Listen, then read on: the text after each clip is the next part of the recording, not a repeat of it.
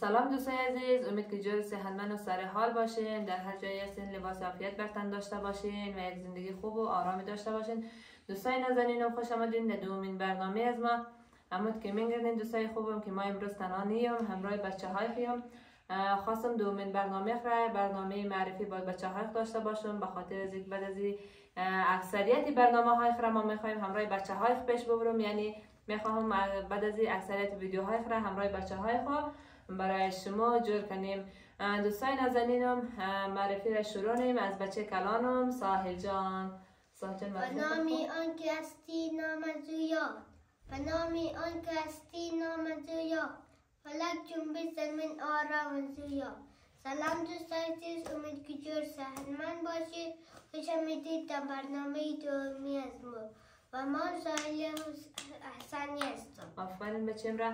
و دوستای نازنینم شما را آشنانیم همراه سهیل جان، شعر خانه از ما. سهیل جان معرفی خود کن. به نام خداوند رنگین کمان، خداوند بخشنده مهربان، خدایی که از بوی گل بهتر است، صمیمی تر از خنده مادر است.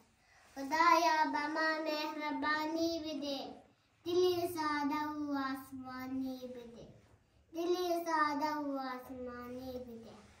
آفرین. سلام باشه دوستان. سلام دوستای ما سهیل حسنی هستم. دوستای خوبم یالم شما را آشنانیم همراه نلغی از ما. سبحان سلام بخشید دوستان. بلند دوستان. آفرین. دوستای خوبم این هم بود برنامه از ما همراه با بچه هایم.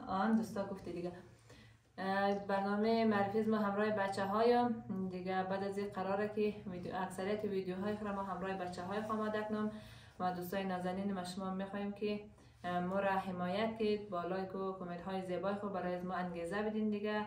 برنامه را زیاد طولانی ننم.